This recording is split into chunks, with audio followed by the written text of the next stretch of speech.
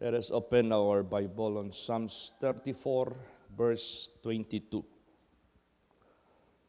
Praise the Lord. The Lord redeemeth the soul of his servants, and none of them that trust in him shall be desolate. Amen. Now, itong tinatawag na soul, unang salita na soul sa Biblia, maalaala natin, when God made Adam, he became a living soul. When? Kailan siya naging living soul? Nung siya'y nilalang ng ating Panginoon Diyos out of the ground, out of the earth, out of the clay, in the image of God, he was lifeless. He was like a mannequin. He was like a so-called dead. But when God breathed the breath of life into his nostrils, he became a living soul. So, living soul, it composed of two bodies, the physical and the spiritual. The living soul composed of two elements, the flesh and the spirit.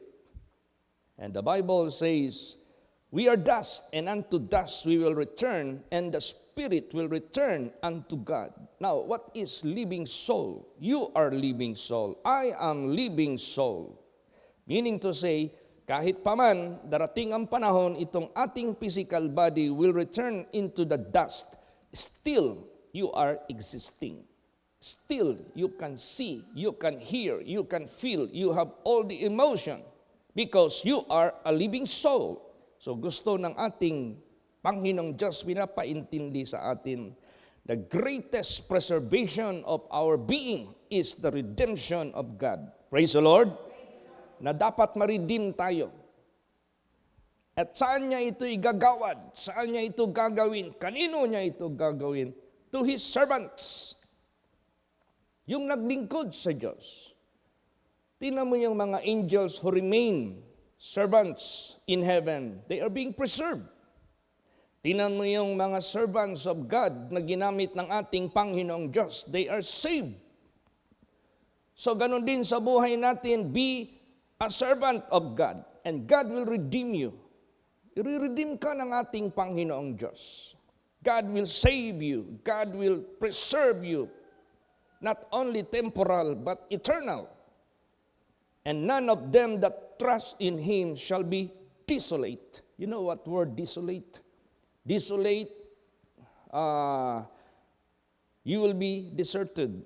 Desolate, you will be like a zero inhabitants. Wala na talagang naiwan.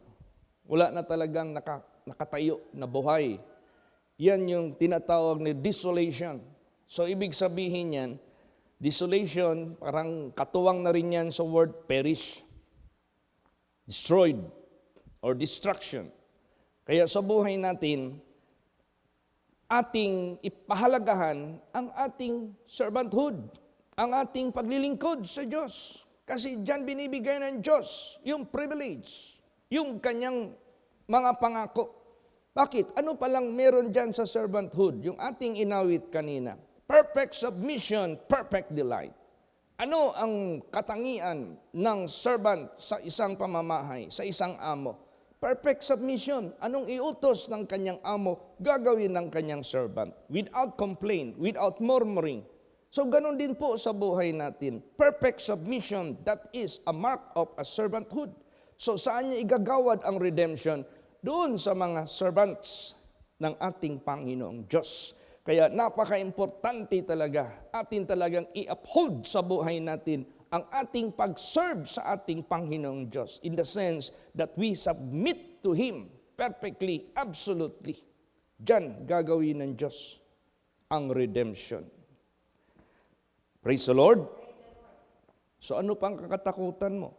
Ano pang kakatakutan mo? Ano pang iniisip mo that you are worried about? Ano pang iniisip sa mga bagay na magkaroon ka ng anxiety if you are being redeemed as a living soul?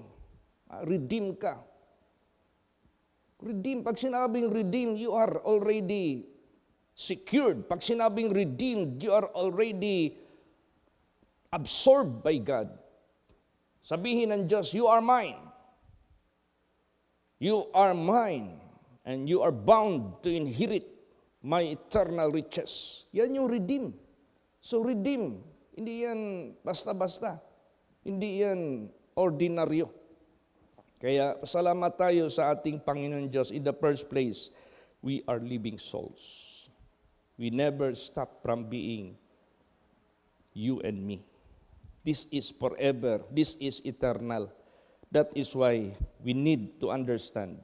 Intindihin natin, let us be a servant of God or servants of God. Dapat lahat tayo maging servants of God. Yung ating obedience, yung ating submissiveness dyan sa ating Panginoong Diyos. So, how do you commit your spirit, your soul unto God? Basahin natin. Psalms 31 verse 5. Praise the Lord. Into thine hand I commit my spirit. Thou hast redeemed me, O Lord, God of truth. Yan. So, as you commit your spirit unto Him, ang ibig sabihin niyan, thou hast redeemed me. Niredeem ka na ng ating Panginoong Diyos. You are already being redeemed. Pag sinabing redeemed, you are being in His hand. Pag sinabing redeemed, you are being under His care, under His possession, under His power. Sa Kanya ka. In other words, you belong to God. So, into thine hand I commit my spirit. Thou hast redeemed me, O Lord God of truth. So, ibig sabihin yan, binibigay mo sa kamay ng Diyos ang future ng iyong spirito. Binibigay mo sa care ng Diyos ang future ng iyong spirito. Which is sa living soul na yan, the most important element or part of your being is the spirit. Because it is lasting. Praise the Lord. Yan yung lasting. Thou art dust, and unto dust you will return. How long it will take for you to return to the dust where you came from? Yun na nga, 70, 80 years. Andoon ka na, balik ka na. But the spirit will return unto God.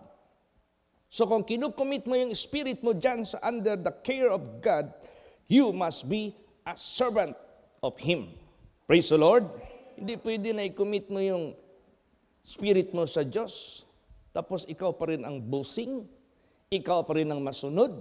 Kaya nga sinasabi dito, not everyone that call unto me, Lord, Lord, shall be saved, but he who does the will of God. Pag kinumit mo yung spirit mo sa Diyos, ibig sabihin yan, ibinigay mo na sa kamay ng Diyos ang iyong future, so therefore you must have absolute or complete submission to the will of God. Do the will of God. Gawin mo yung will ng Diyos para sigurado hindi ka talaga tatanggihan ng Diyos. I-redeem ka talaga ng Diyos. Praise the Lord. Tingnan mo yung mga relo, mga alahas, mga items na nakasangla dyan sa mga pawn shop.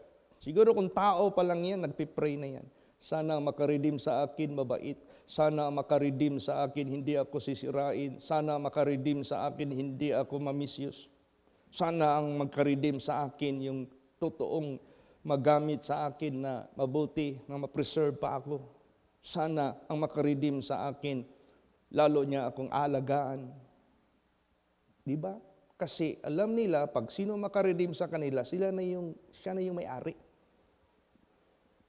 So, kung i-commit mo yung spirit mo doon sa ating Panginoong Diyos para ibigay mo sa Kanyang kamay ang future nito, i-redeem ka ng Diyos. God will own you. God will purchase you. At how God did purchase you? Paano ba tayo i-purchase ng Diyos? Matitake up natin yan later. Praise the Lord. Kaya, dapat masaya tayo. Pasalamat tayo, masaya tayo sa ating Panginoong Diyos. Basta ma-maintain lang natin, huwag na tayo mawala sa kamay ng nag-redeem sa atin. Huwag na tayong i-buyback ng kaaway. Paano ba tayo ma-buyback ng kaaway? Paano ba tayo mapunta uli sa kaaway if we are being sold under sin? Pag gagawa ka naman ng kasalanan, you are sold out in the hand of the enemy of God, in the hand of the devil. Kailan ba napapunta sa kamay ni Satanas, si Adam at si Eve at lahat ng mga tao under sin? Pag nandiyan ka na sa ilalim ng kasalanan. So, therefore, sa buhay natin, as we are being redeemed by God, then, patuloy ka. Be strong in the Lord. Be steadfast. Be unmovable. No turning back. Tuloy-tuloy ka na. He that shall endure unto the end, the same shall be saved. Be thou faithful unto death, and you will receive the crown of life. Let no man take thy crown. Tuloy-tuloy na yan. Redeem ka na eh. So, ganun ka-importante. Kailangan tayo laging magpasalamat sa Diyos. Yung ating inawit. Praising the Savior all the day long. Praise the Lord. Kasi alam mo, meron kang patutunguhan sa iyong eternal destiny. Basahin natin Psalm 71 verse 23. Praise the Lord. My lips shall greatly rejoice when I sing unto thee, and my soul which thou hast redeemed. Yan. My lips shall greatly rejoice when I sing unto thee, and my soul which thou hast redeemed. See, we have to sing for joy greatly unto Him, unto God. Magpasalamat tayo sa Diyos, mag-awit tayo sa Diyos greatly with rejoicing dahil sa isang bagay, He redeemed us. He redeemed our soul. Ni-redeem tayo ng ating Panginoong Diyos. Ngayon, tanong, bakit tayo na-redeem ng Diyos? For what reason? Dapat malaman natin yan. Sometimes if you do not know what is the reason why He redeemed you, baka hindi mo mabigyan ng value. Ngayon, pag hindi mo yan mabigyan ng value, baka maniglect mo ba? Baka okay lang sa iyo, mabuyback sa kaaway. Hindi mo alam what is the value why God redeemed you, why Jesus died for you for your redemption. Pag alam mo yung value, what is the cause, what is the reason, nako, sabihin ko sa inyo, iingatan mo na yan. Hindi mo na yan pababayaan na ma-change yung status mo from being redeemed of God. Ayaw mo nang mabalik doon sa kaaway ng Diyos. Bakit? Alam mo what is the reason why He redeemed you. Basahin natin why He redeemed you.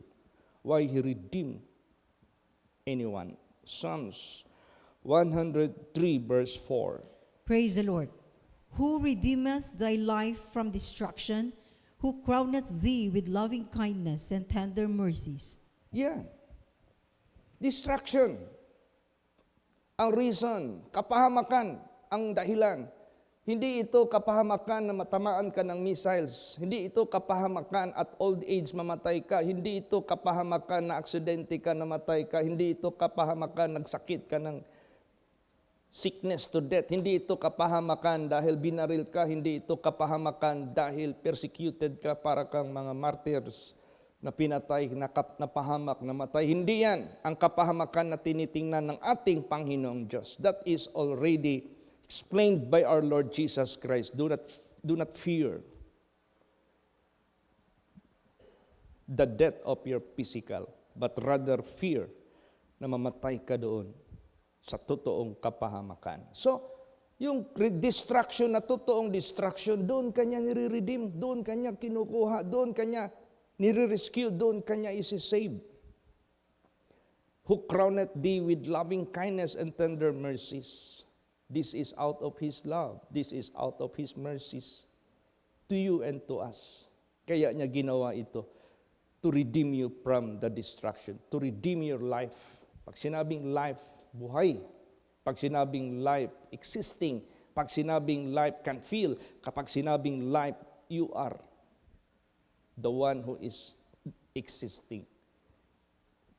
Yung life, nagbigay sa iyo ng life which is the Spirit, ililigtas ang espiritu mo sa destruction.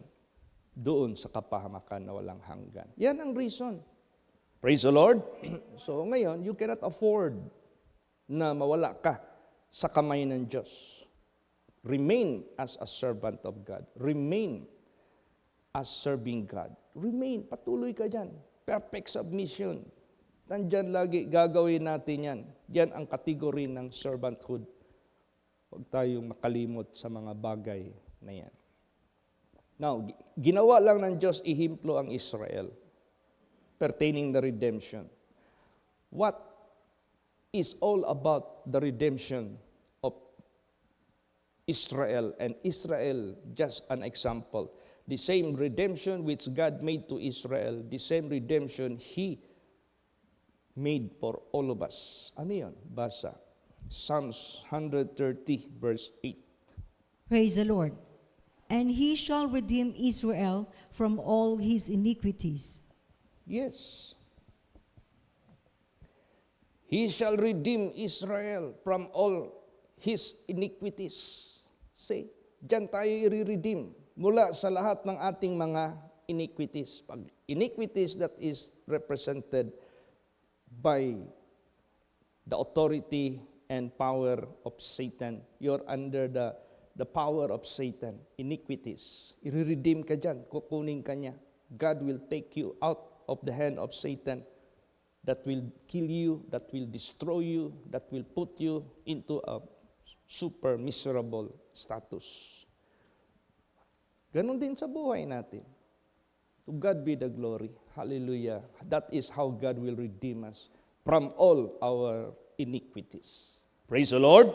So that there will be no more portion sa buhay natin ang masamang espiritu. And we are 100% belong to God. And that is how God commanded us. Love the Lord thy God with all thy heart, with all thy mind, with all thy strength, with all thy soul. So, all iniquities, niredeem tayo ng Diyos. Para yung buo ng ating pagkatayo, belong to God. We love God with all our heart, with all our mind, with all our strength, and with all our soul. Wala ng porsyon ang iniquity sa buhay po natin. Now, pararanasin din ba tayo ng Diyos ng deliverance habang nandito tayo temporary, nabubuhay sa sanglibutang ito? Yes, paranasin niya tayo ng solusyon ng ating mga problema. Grant ng ating mga heart's desires, provision ng ating mga necessities. That is being printed and recorded in the Holy Scripture. Praise the Lord. And that is being happened to His people in the old days. Until now, He can do it for everyone. Basahin natin. 1 Kings 1:29. Praise the Lord. And the king sware and said, As the Lord liveth, that hath redeemed my soul out of all distress. Yes, lahat ng distress. Ano mang nagpapasakit, ano mang nagpapahirap sa iyo ng mga problema, ng mga sakit, kung ano-ano pa dyan, persecution, whatever. God will redeem your soul out of all distress. And the king sware and said, As the Lord liveth, that hath redeemed my soul out of all distress. Totoo naman yan. We experience it. Praise the Lord. So if we experience it, are you thankful for that? Are you glorifying God for that? Are you honoring God for that? Are you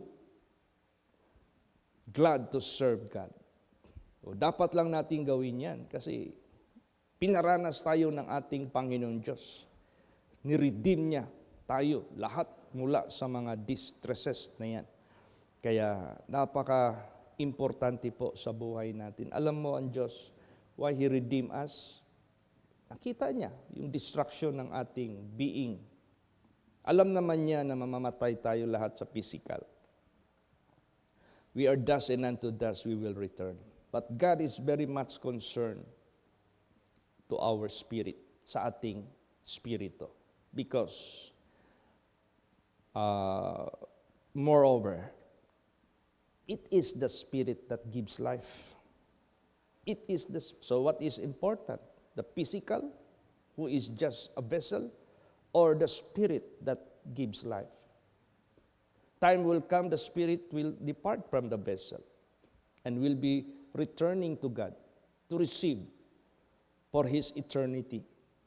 Para saan siya mag-spend ng eternity niya.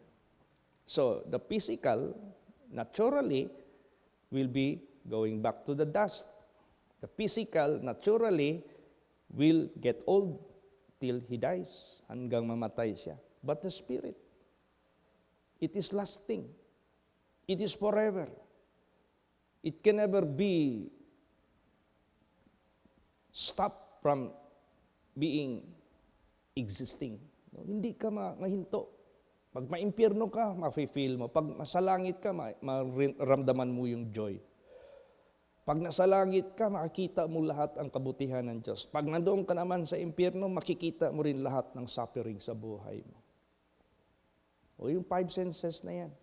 Seeing, hearing, touching, smelling. Ano pa isa?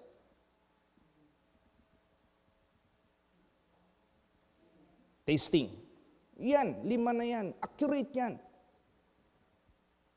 Pag nandiyan pa yung spirito sa tao, nandiyan yan. Lalo't na kung wala na yung flesh, spirit na lang na nagbigay buhay, nako, wala nang maghahamper sa'yo to see, to hear, to feel, to taste, lahat na.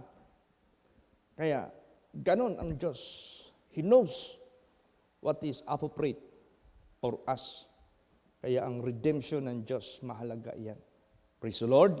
Hindi yan ordinary, hindi yan na hindi tayo magpasalamat. At saka yung servanthood natin, huwag nating talaga yung kalimutan. Let us put ourselves serving God, being a servant of God. Alam mo anong ginawa ng Diyos sa buhay natin, para sa spirito natin, sa being natin? Pag soul kasi represents, pag sinabing living soul, like Adam became a living soul, that represents 2 bodies, the earthy and the heavenly body. So, tayo, kinaawaan tayo ng Diyos. Basahin natin yan. Lamentation 3:58. Praise the Lord. O Lord, Thou hast pleaded the causes of my soul. Thou hast redeemed my life. Yes. Pag sinabing pleaded, para bagang matatawag nating He is doing something in favor of your soul. Pleaded the causes of my soul. Wala nang iba. Yung kanyang pagpakatawang tao, that is for the cause of our soul.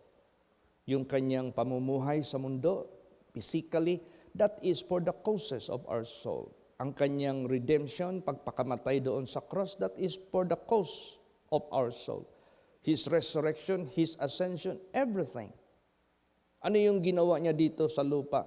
That is for the cause of our soul. And therefore, He redeemed your life. Praise the Lord. Talagang So basahin natin yung how God redeemed us in actual redemption. Basa 1 Peter 1:18 hanggang 19. Praise the Lord. For as much as ye know that ye were not redeemed with corruptible things, as silver and gold, from your vain conversation received by tradition from your fathers, but with the precious blood of Christ, as of a lamb without blemish and without spot. Yes. That is very effective, accurate. Ang redemption ng ating Panginoong Diyos. Unlike before, that the priest will offer burnt offering once a year for the atonement of the sin of the people. But in doing so, they keep on sinning. They keep on sinning. They keep on sinning. It reminds them to commit sin because of that yearly burnt offering or sacrifice. But Jesus did it once only, so that wag ka nang bumalik sa kasalanan. Praise the Lord. It is not being abused. It is not being misused. So, for as much as you know you were not redeemed with corruptible things as silver and gold from your vain conversation received by the tradition from your fathers, but with precious blood of Christ and of a lamb without blemish and without spot. Yun ang ginawa ng ating buhay na Diyos. So that tayo na mga anak ng Diyos, we should remain without blemish and without spot. Go and sin no more. Last verse, Revelation 5:9. Praise the Lord. And they sung a new song, saying, Thou art worthy to take the book and to open the seals thereof. For thou wast slain and hast redeemed us to God by thy blood out of every kindred and tongue and people and nation. Yeah. He was slain for the cause of your soul to be redeemed to God by your blood out of every kindred and tongue and people and nation. This is sacrifice of God through a lamb without blemish. And that is the body of our Lord Jesus Christ, who was offered for sacrifice for our redemption or the atonement of our sins. Kaya let us remain servant of God. Maglingkod tayo sa Diyos with all the perfect submission sa ating paglilingkod sa Diyos, kasi diyan niya ipapakita yung pagliligtas sa kanyang mga servants, and none of them that trust in Him shall be desolate. Huwag tayong matakot. Kahit magkagulo-gulo man ang mundo, kahit magkabaliktad-baliktad man ang mundo, God is so wise. He knows how to save you, how to spare you from desolation, from the desolation. Alam ng Diyos. Lahat yan, alam ng Diyos yan.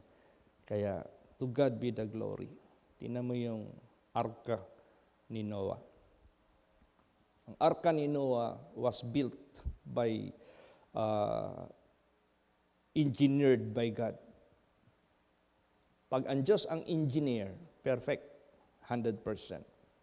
At wala akong nabasa sa Biblia na sinabi ng Diyos kay Noah, maggawa ka ng manubila. Wala. Noah was not commanded to make manubila because Noah was not a pilot of that ark, but a passenger. So, it was God who is the pilot. It was God who guided the ark. Kaya sa buhay natin, yung kaligtasan natin, okay na yung redeem ka na sa Diyos. He will do it everything for you. Praise the Lord. To be saved. He knows. No one ever knew when it will land to the dry ground. Hindi niya alam. So sa buhay natin, huwag na tayong mag-predict. Lahat ng nag-predict na babalik si Jesus, failure. Because it contradicts. Even angels doesn't know. Even the Son doesn't know. Only the Father. So sa buhay natin, ang gusto lang ng Diyos sa atin, perfect submission lang. I-commit na natin lahat sa Diyos. Everything are being ordered. And it will surely come to pass. Ganun ang ating paglilingkod sa Diyos. Huwag na masyado tayong malikot sa ating isip. Mag-estimate na mag-isip. Huwag na. Commit lang sa Diyos. Kung kailan siya babalik, kailan tayo kukunin, nasa kamay ng Diyos. Importante, we remain redeemed. Huwag na tayong mawala sa kanyang possession. Huwag na tayong mawala sa pagiging servant ng Diyos na obedient sa Kanya. Praise the Lord. Yan ang importante. Ano mang balita, ano mang mangyayari, huwag na tayo mag-worry. Niredeem ka na ng Diyos eh. Alam na ng Diyos paano Kanya i-preserve, i-sustain. Bahala na ang Diyos. Kaya yan. Pero doon lang ito sa mga servants na naglilingkod sa Kanya. The Lord redeemeth the soul of His servants, and none of them that trust in Him shall be desolate. Praise the Lord. Magsitayo po ang lahat. Let us all pray. Hallelujah.